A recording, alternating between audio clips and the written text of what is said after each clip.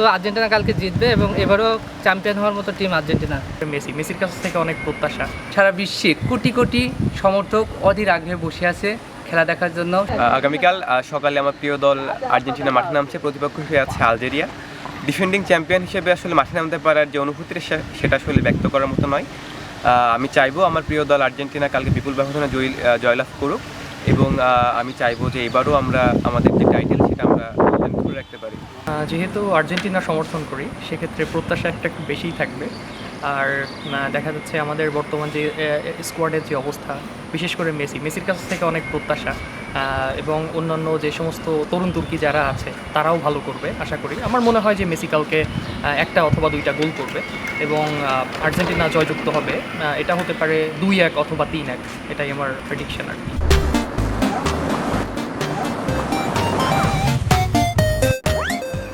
যে আগেরবারও চ্যাম্পিয়ন 2022 সালের champion team. So আগামীকাল সকাল 7টায় আর্জেন্টিনা এবং আলজেরিয়ার ম্যাচ অনুষ্ঠিত হবে।